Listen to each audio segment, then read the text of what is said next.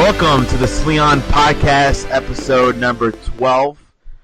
Today is a special podcast. We have David Bisset from WordCamp Miami. Hey, Dave.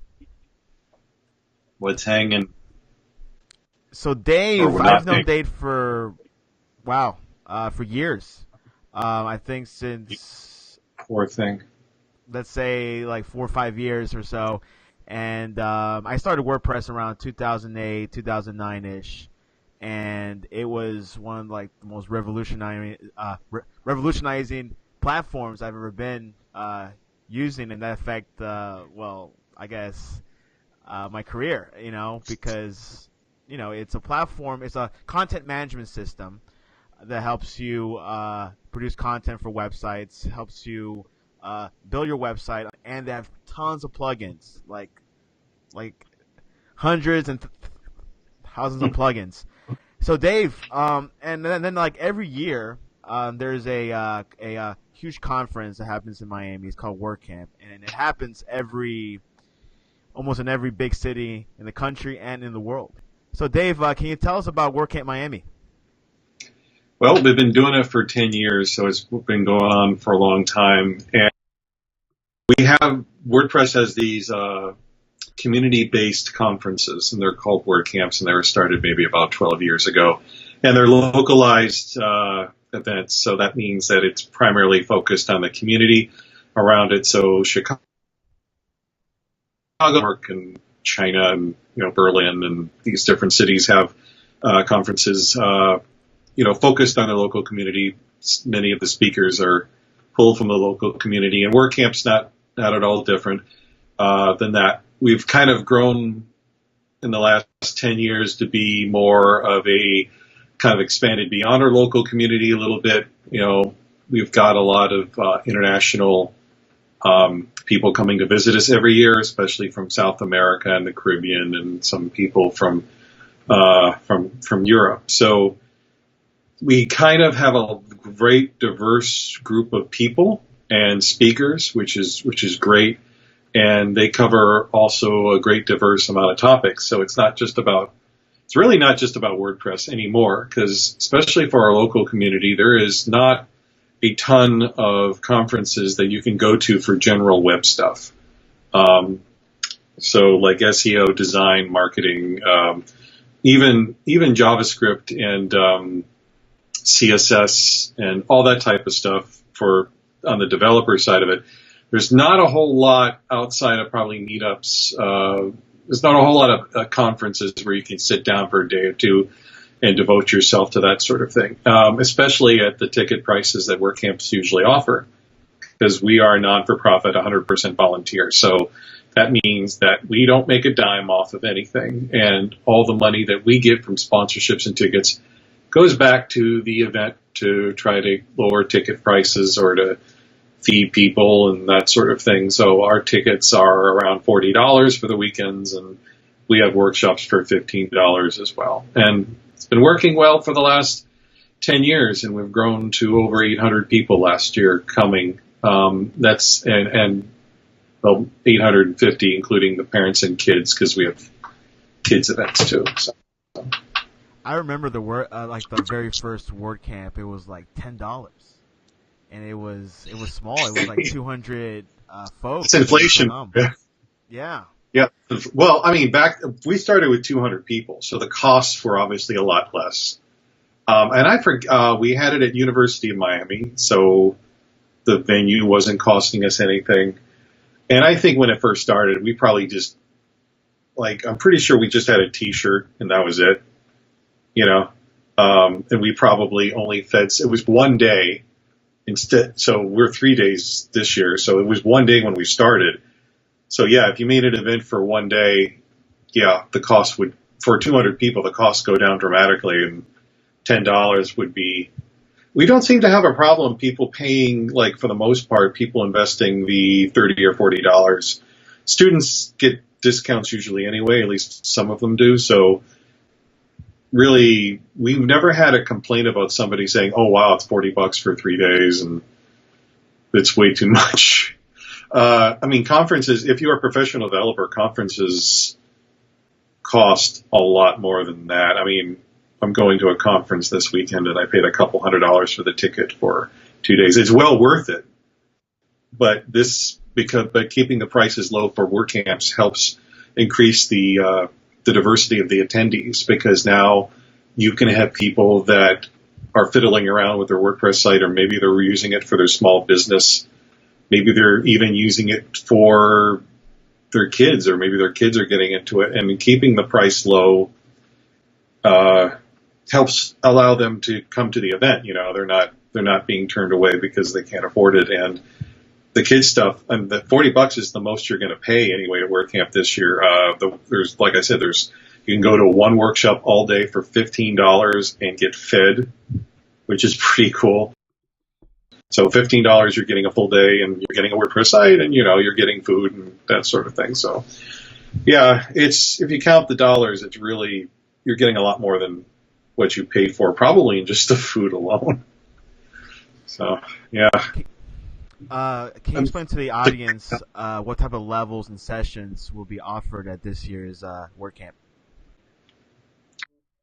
We have a couple of themes, but we still have general talks, just anybody, even if they're not into WordPress. So we have, like I mentioned, if you want to learn how to build your own store in WordPress, e-commerce thing, we've got something on Friday for that. We also have if you're a developer, some critical things are happening to WordPress this coming year, pretty soon, actually, after March. And so if you're a developer in the WordPress space, then you would probably be interested in coming to the developers workshop, where we kind of tell you what you're going to need to know, because WordPress is radically changing some things, and it's good to have a heads up on that. And we also have a JavaScript track on Sunday. We also have a beginners, we have a beginners workshop on Friday, but we have a revamped business track on Sunday. So if you're a freelancer, or you're a small business owner, or a small shop, regardless if you use WordPress or not, that's going to be pretty important. We spend a lot of time getting the right speakers. Most of them are prominent in their companies, SEOs of multi-million-dollar corporations, and they're going to give a great series of talks I think would value anybody who's trying to improve their business or improve themselves. And Saturday is our usual day devoted to how to do things in WordPress. So if you want to figure out how to build a membership site, or you're trying to figure out Google Analytics or SEO or other things that are related to WordPress, maybe it's just finding the right plugin, then Saturday in a particular track, what we call the how-to track. So how to do something in WordPress, that's a track. We also have a lot of talks for designers as well. We actually have a very prominent designer speaker coming down as well, speaking. So that's going to be pretty interesting as well. And we also there's just so much stuff. there's just so much, it's hard to cram it in. But if you have kids, Sundays, we have a lineup of talks on Sundays. We have our kids panel, which we started a couple years ago. It's really popular, where we ask kids how they use WordPress or how they post content, and it's been very interesting every year. And then, of course, our kids' activities over the weekend. So if you have a kid that's age 6 to 18, 6 to 13, and then 13 to 18, those are our two age groups. We have activities for them as well, and those tickets are only like $8. So you can have your kids learn how to blog, do STEM stuff, and this is actually pretty cool. This is something that when I heard about it, what was being planned with the organizers, it just blew my mind. They're actually going to take the older kids, the teenagers, so like the 13 through 18-year-olds, and they're going to teach them how to build their own e-commerce website on Saturday, and then on Sunday, they're going to teach them the basics of marketing, of how to market that. So that is something that I know some adults would kill for, to learn about that. So our kid stuff has gotten really, really popular. And we might have up to 100 kids this year. So, but yeah, that's only took 5 minutes to put it in a nutshell. But that's pretty much, that's It is a how, 3-day action-packed weekend, and yeah, all the days will be in FIU, correct? yeah, yeah, everything is at FIU this year, which is pretty cool because, we picked the end of spring break for FIU, which means we got more availability, and we got to do a lot of cool things this year. Like we have at the end of Saturday, we have a nice keynote, and then after the keynote, we go straight into a game show hour, which is interactive. It's going to be pretty fun. There's prizes and everything. Everyone is going to be able to participate in that who attends. And then when we're done with that, we literally just walk 5 minutes to the venue, which is on FIU. There's a huge restaurant we rented out. So yeah, there are advantages of having everything at FIU this year. Can you tell us, or can you give us a quick preview of the WordPress changes that will happen this year? Well, it's our 10th anniversary, so first of all, we never really do keynotes, so we're having a keynote, and I think it's timed pretty well because it's going to be talking about the future of WordPress, and I think that's going to apply to everybody.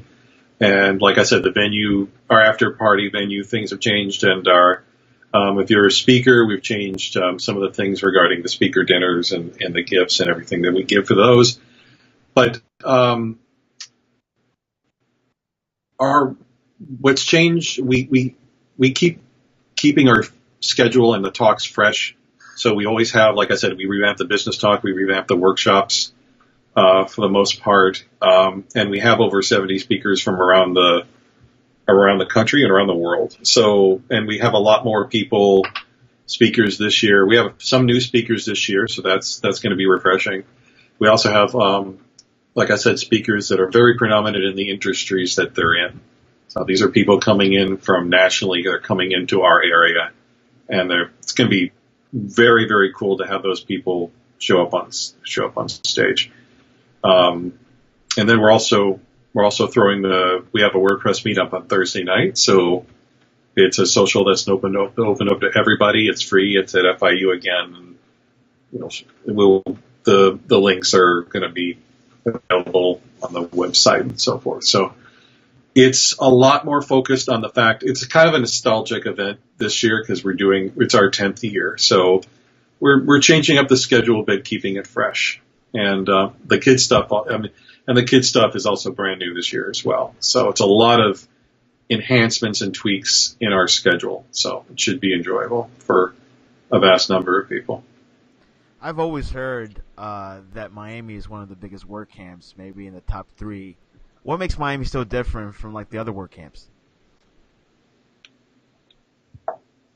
Well, I mean, we've gotten.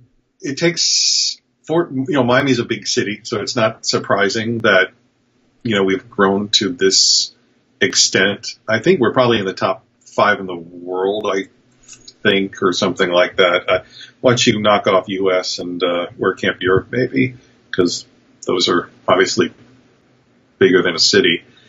But we've kept things stable for the past 10 years. When you do something for 10 years, you tend to grow, especially if you don't have any major fallouts or anything like that, which we haven't. But I think it's partly because that we keep things new and fresh. There's different things every year, and not just about the talks. There's, we plan different events, we do different things, we try different things out, we try different tracks, or we try different things socially, networking wise, that sort of thing. But it's also the people. I think especially from our organizers to our volunteers, it's like a tradition to come together at WordCamp every year, which is pretty cool. And we have people, we have students that, once they liked the event last year and they want to come back, so that kind of builds over time. So I'm not sure if fundamentally we're not really different than any other WordCamp, because I think WordCamps are about giving back to the community, sharing knowledge, education, networking with other people in the area. So we're not fundamentally we are exactly the same as every other WordCamp. I sometimes I don't know why we're as, I was going to say popular, but that sounds like a brag. But there's, you know what I mean. It's if people like to, every time somebody says they like, oh, I enjoyed your camp, it's mostly about the atmosphere and the fun. So that's and that's other WordCamps are fun too. So maybe I don't really know exactly why. But yeah, I like to think it's because it's been, people have been coming down for years, and we've, and also we promote the heck out of it, and people are probably just sick and tired of seeing emails and tweets about us. So it's probably familiar. What I noticed about this year's WordCamp, that there's an emphasis on e-commerce. Has that been a huge demand this past couple years? A lot of people on our meetup have been interested in it, but there has been a lot happening in the WordPress space regarding e-commerce as well. If you've ever heard of WooCommerce, they were bought by Autumn. I like drawing a blank now. Yeah. Is it WooCommerce has been absorbed as a main WordPress product now. WordPress is powering. There's a lot of people, more and more people are wanting to sell something or learning how to sell something, or they're getting clients that are wanting to sell something. There's people still on eBay trying to sell things, and marketing your own website has a lot more advantages than doing something like putting it in an online marketplace and that sort of thing. A lot of people are selling, and it's not just products too, it's virtual products. People are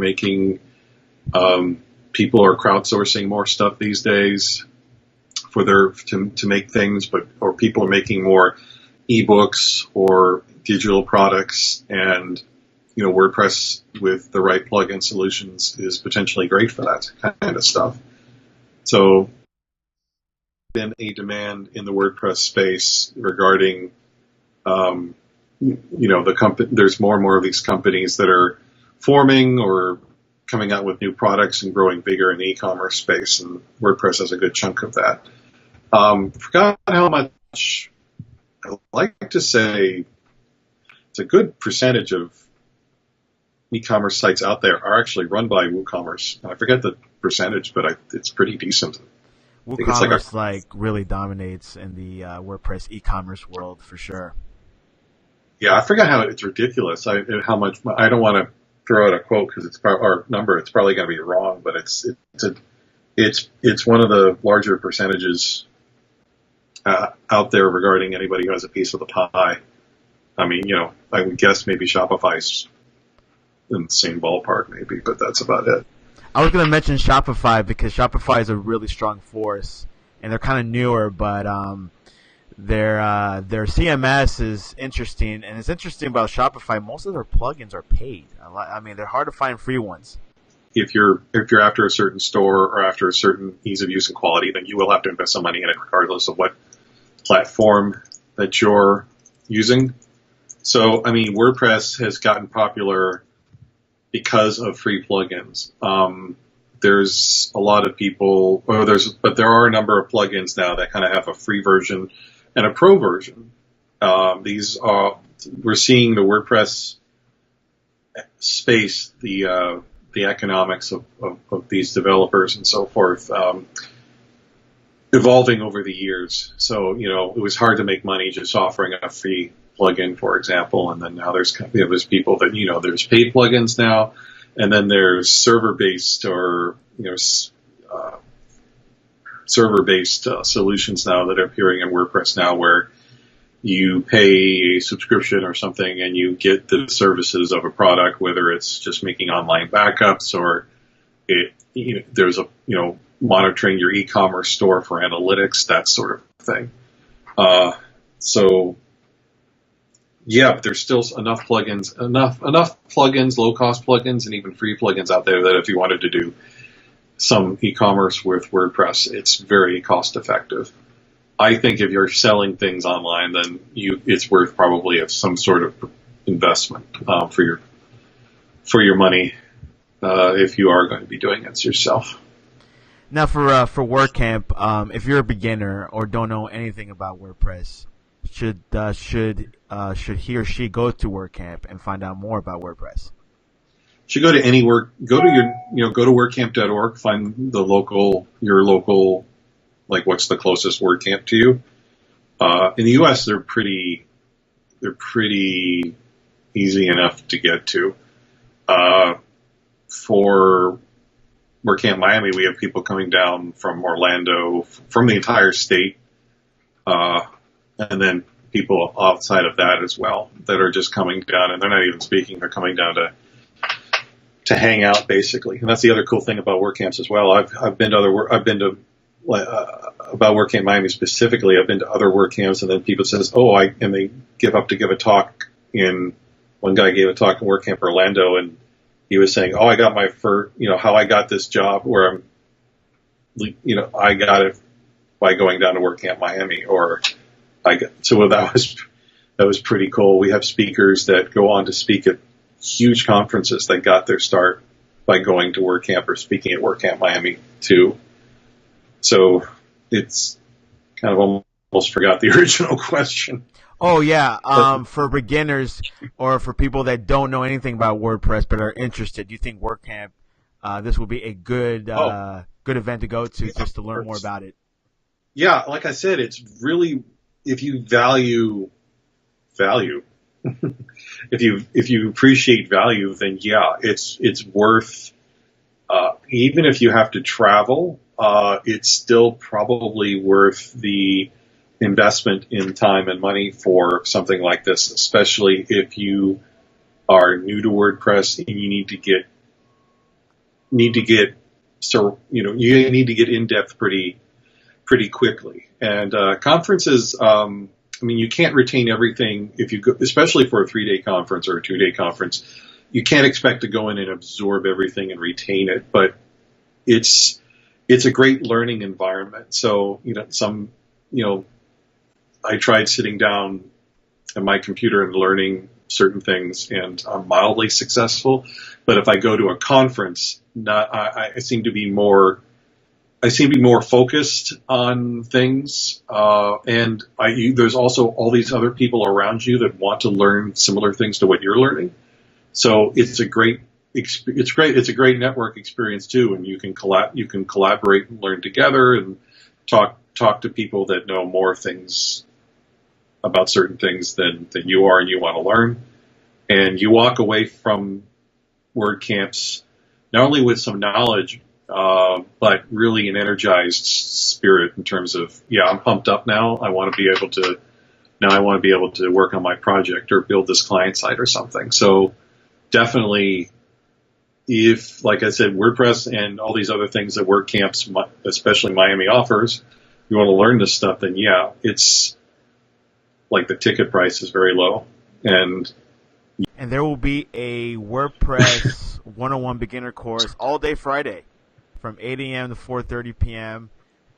Everything from installing to plugins. So it's a vast day. It's a 1-day boot camp. So I would not miss it. Yeah, and it sells out just about everything sells out every year. The beginners workshop sells out every year too, because we kind of limit the class size to 100. And it's really a hands-on type of deal. Like you bring your laptop, they give you a WordPress site, and you literally can follow along with the instructors. And the instructors this year are from WP Beginner, so they know what they're talking about. They're very well known in the WordPress space and then on Saturday, especially for people that are new to WordPress. It's a no-brainer. And then on Saturday, I'm sorry, Saturday?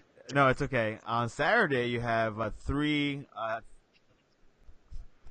tracks: the how-to, the design and community, and the developer. So sometimes, you could be a developer in 1 hour and then go to the design like the very next hour and then go to the how-tos. You can mix and match. I do it all the time. I mix and match. so you don't have to stay in one room like the whole day. Yeah, and that's how that's how conferences go. In terms of, I mean, we try, some of these things are set up so you can pick and choose. There are some other things, though, like with our business track and our JavaScript, Learn JavaScript Deeply track on Sunday, those two tracks especially, those are actually progressive. So you start off in the morning, and if you stay in that room and you just want to learn business all day, it's a progressive, or you want to learn JavaScript and React and that sort of stuff for developers, it's a progressive thing. So each talk builds on the talk before it. So you're not just getting some randomized bits of information, which is nice. You kind of want to learn a little bit if you're a little bit about everything. But if you are serious about business stuff, then you do want to like get there first thing, and if you stay in there, it's going to make a lot more sense, and you'll be able to see better how the pieces fit together. So I think, but we've gotten comments about that before, and that's what we really, even with our Saturday schedule, sometimes we try to position talks so that if there's a talk if there's a prerequisite to a certain talk, and we have that prerequisite in our schedule, we put one before the other in the right order. So it's not there's order to the chaos in terms of the schedule. But yeah, we don't really promote that enough, how we put the talks together. But yeah, it helps a lot of people to say, oh, I can go into this in the morning and then part two or the more advanced thing or the related things in the afternoon. Yeah, so, it's actually back then on Sunday. What was that? I said, thank you for appreciating that. I'm the speaker coordinator, so so it's juggling all these talks and putting them together is a lot harder than it seems. And to be honest, like like every year the speaker schedule is great. Like you see like the plugin developers come and speak, and they tell you about the plugins, like the best plugins, not like the small ones, but like the big ones. Like, man, like this guy, now I know his vision. Now what's behind that plugin? One of my favorite is Pippin. So he was one of my favorite speakers for these past couple of years. Yeah, and it's really fortunate because some of these some of these people, they're so busy running their companies now. It's hard to get these people to do WordCamps nowadays, unless it's within their very own city, locally speaking. And sometimes even that's difficult. Fortunately for Florida, not only can we ship different companies, really good companies in the WordPress space. So speaker-wise, there's Liquid Web, there's Pagely, WP Beginner talks, Saeed from WP Beginner, drawing a blank now. And we, like I said, we have some prominent people that work for Automatic designers and developers that are coming in as well. And like I said, the business talk stuff is like, we got CEOs coming down and talking about it. So there's a pretty good, like I said before, it all goes back to diversity in terms of that's what we're big on. We want to have diverse talks. We want to have diverse speakers with good backgrounds, and we want to be able to provide the low cost event so we have a diverse amount of attendees. Students, everywhere from students to SEOs come to the event, and we're attracting more and more startup and entrepreneur people too every year. So yeah, and to be honest, like you see these speakers like in person, like even after the talks, they usually go into other workshops or the tracks. Sometimes you meet them in line. Actually, during like the lunch line, I met up with the owner of Event Espresso. Really nice guy, and he has. Yeah, they started. I forget. I like to say they started around when WordCamp. I know they've been around a long time. So yeah, and it's amazing the people. It's amazing the people you meet, and there's a lot of people. Of course, even our sponsors have a lot of good people. Like if you want to know anything about hosting at all, then there's no better opportunity to come to WordCamp because a lot of our sponsors are the people that host all the managed WordPress sites, managed WordPress hosting, and other kinds of hosting. And we have a lot of our meetup people have questions about like which hosting plan they want or which domain they want, stuff like that. So it's nice to get that one-on-one action. And of course, WordCamps have happiness bars, which are kind of like Genius bars for Apple, without the copyright infringement.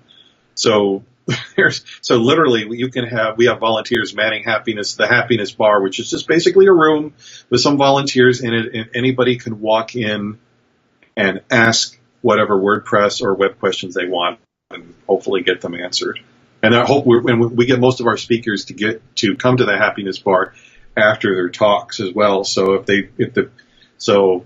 people have questions and stuff like that, they can stalk the speaker over to the happiness bar, I guess. So. And there's also a place where you see all the where you get like all the swag, all the information tables. You see big companies like Bluehost, GoDaddy. When if Bluehost and GoDaddy is in that WordCamp, I mean that's a serious event. Yeah, we have a lot of good sponsors this year, both inside the WordPress space and related areas. So definitely want to, just go to our website and check them out. We're closing up the sponsorships soon, so filling up the last spots. So we're very fortunate. There's a lot, and not just the big sponsors too, but we're also very appreciative of the smaller sponsors, especially people that just buy like a $99 sponsorship just because they want to give back to the event, which is pretty cool. Or they use WordPress for, WordPress is free and they want to give back to WordPress, and this is their way of doing it, which is great because at this point, any sponsorships and money we get, we turn around and we find more students that we can bring into the event, or students or teachers or people from underrepresented groups and that sort of thing. So Dave, it's a thing. Sorry. Can you go over the ticket prices? So, our ticket page is a little complex because we offer so much. But bottom line is that if you want, there's a weekend ticket for $40, which we have a few student discounts for, or educational discounts for. The workshops on Friday, the full day workshops, are $15, and the kids and parents tickets I think are $8 each, and that's the sum of it. And like I said, we offer, if you want to grab a low level sponsorship, like $100 for a community sponsorship or something, that's available too. And you could also get if you have an agency, you get that for $350, and you get a couple of tickets, 5 tickets for your employees. Yeah, we had some people say, we had a community ticket for $100, and then we had our next level, which was like $1,500 for a sponsorship, and some agencies say we would like to give more, but not that much. So that's why we came up with that, and we have a few people grab that as well. Yeah, which is great. I think that's. Somebody actually approached us and said, can you give us a sponsorship at this level, or make a sponsorship at this level? And I'm glad they brought that up, because we've had people grab that, which is pretty cool. I'm like, we try to keep our sponsorship prices as low as we can. We're actually pretty reasonable versus other WordCamps that are not as large as us. I firmly believe that, I don't have a lot of money, so I would like to think that not like everybody's trying to save every buck they can. So we're really appreciative of people giving that sort of thing, especially if it goes right back to the students anyway. Because again, volunteer, non-for-profit, we don't make a dime, so the money has to go somewhere. So it's really awesome. Yeah, I've been to one other WordCamp in Minneapolis, and it was definitely smaller than the one in Miami. But I want to go to the Minneapolis one, because we actually have, what's really cool about WordCamp is that not just the people that help out aren't just local.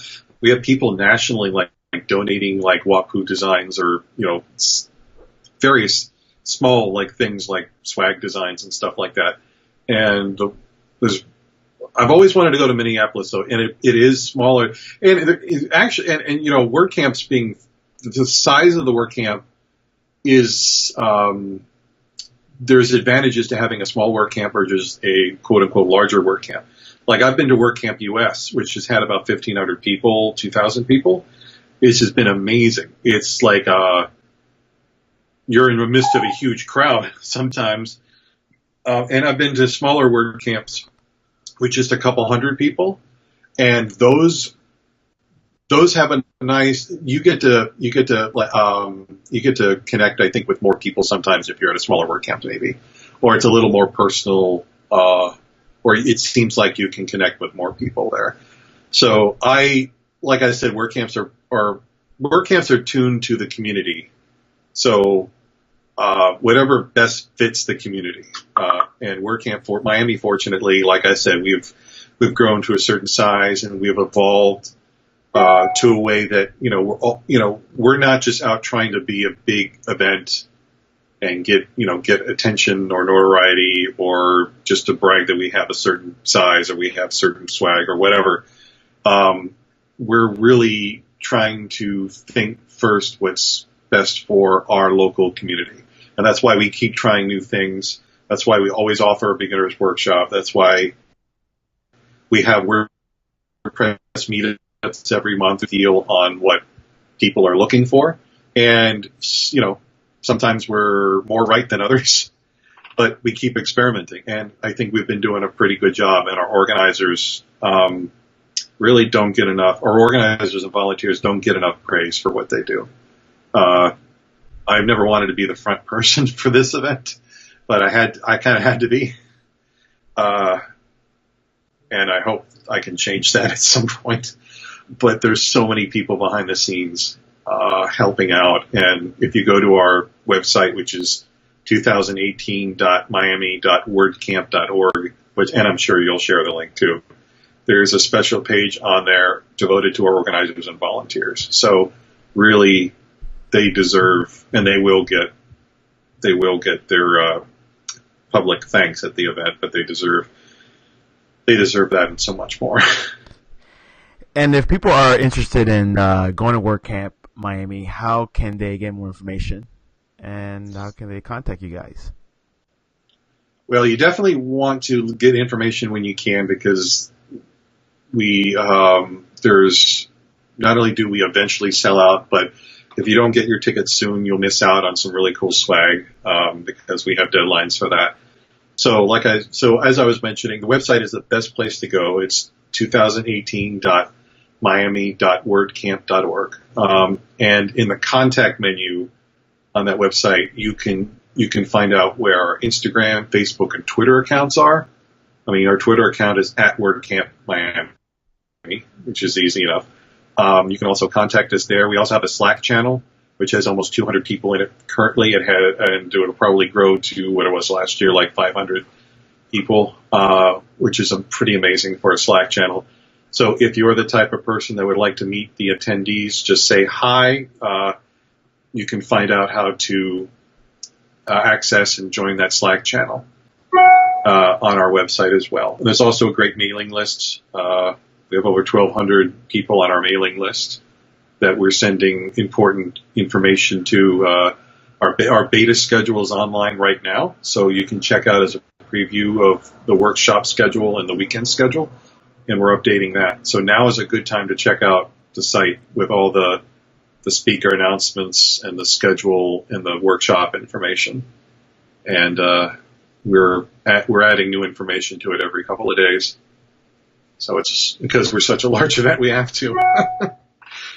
Sometimes I wish we were. Sometimes it's like, man, if I were smaller, I would be able to work. I would be able to sleep more. Yeah. Yeah, it's a long weekend, but it's worth it.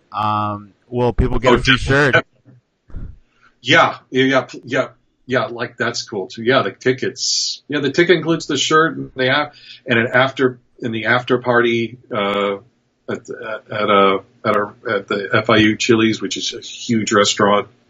And there's even a quiet space you can go to if you want to relax or network with people. And the ticket includes some pretty interesting swag this year. And we even, like in previous years, we hope this year to even have a swag bag for the kiddies.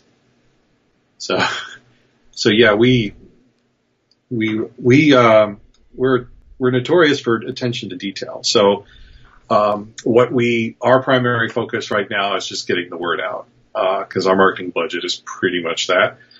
As we're non-for-profit, we pretty much rely on word of mouth.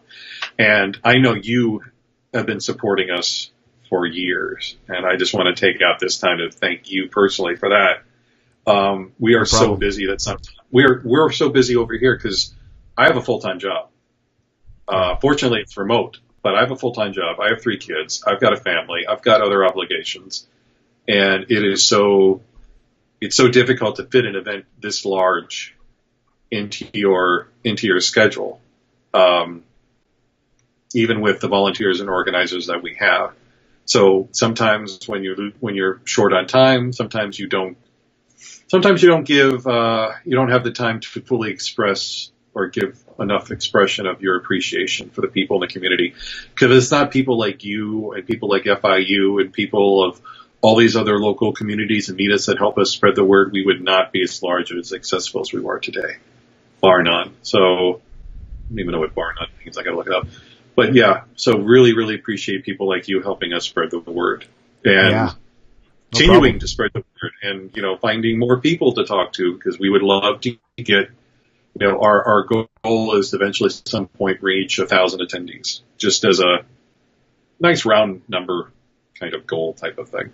But we're appreciative of everybody who can make it and can help in any way, even if it's spreading the word or getting a ticket and coming up and showing up.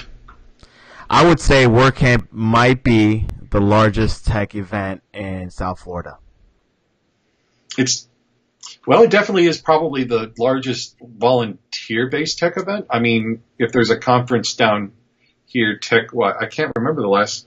There was a Bitcoin conference last month, but that was $1,000 a person.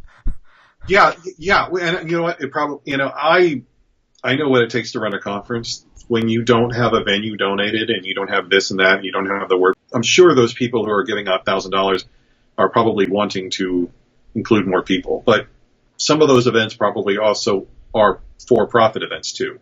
I'm sure. Some of that money is going back as a salary for somebody, right?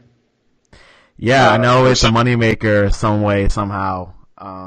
Yeah, so I mean, which is great, which is fine. There is nothing wrong with that. But as far as a volunteer-based, non-for-profit tech event that's been running for 10 years, I think WordCamp Miami is a pretty good standalone event in terms of this is what you get, this is how diverse it is, this is how diverse people can come, and the ticket prices are this low. In fact, our ticket prices are so low that sometimes we're not even taken seriously as an event. Yeah, exactly. So, the ticket prices are unbeatable. It's a no-brainer. If you're a person out there that who's interested in WordPress or interested in building a website or a plugin, or has no knowledge of WordPress, go to WordCamp. WordCamp is probably the best way to find out if this is for you or is not for you. I mean, probably every year I could say out of 5 people, maybe 3 out of 5 people that I meet are usually people that are new to WordPress. Yeah, this is my first time I ever heard about WordPress. I was interested, and things are changing. Jobs are changing, so people are more interested in coding and everything else. So, Dave, any closing words? No, we covered it pretty well. This is the longest I've probably talked about WordCamp to one person without sounding too redundant. But I would just check it out, and especially if you're a student and that sort of thing, it's a really great way to meet people locally that are interested in the same things that you are. It's even if you want to come and check it out, it's like the cost of the ticket probably is the food alone is probably worth the price of the ticket that you're coming in. So everybody is so busy these days, not even money-wise, but just very, very busy in terms of what they have to invest in. And I think that if you invest at least a day, I think you're going to get your money's worth out of it and your time's worth out of it. So Exactly. And also, Dave does the once a month WordPress meetups. Well, here in Nova and here in Fort Lauderdale, and also in Miami. So if you miss WordCamp or if you're busy that weekend, you can always come to those meetups, which are fantastic as well. Yeah, and that's really where the community shines, because you can literally come to a WordPress meetup, and if it's related to WordPress in some way, you can come and talk about it. It's not just come, listen to a talk, and leave. It is a collaborative environment, and that's where the WordCamps start, from the meetups. So if anybody's ever interested in getting more involved in WordCamp speaking and that sort of thing, then that's where you start at the WordPress meetup. And by the way, if anybody's interested in volunteering for WordCamps, like I said, this is a non-for-profit thing. We could use people help setting up for registration, putting up signs, keeping track of talks and that sort of thing. And we have a volunteer form on our website as well for that. Exactly. And I go to WordCamp every year because I learn something new every year. I mean, I'm a developer. I've been in WordPress since the beginning, since 2008, which is when I think WordPress started 2006, 2007-ish. But every year I go, I was like, oh, I think I know everything. No, I learn always something new. So we need to get you speaking at a meetup. I should. And then you can be speaking next year. Oh yeah, exactly. And it's a good way to practice your public speaking as well. Might be better than Toastmasters. I don't know. I won't comment on Toastmasters because I don't want angry emails. I don't know much about them anyway, so I don't know what I can say to them. But I'm sure whatever angry emails I get, it would be written and spoken well. Awesome. Well, Dave, thanks for coming on to the Sleon podcast, and we'll see you March 16th through the 19th, WordCamp Miami 2018. Yeah, and if I don't pass out first, yes, I will be there. And hopefully you. Thank you, sir.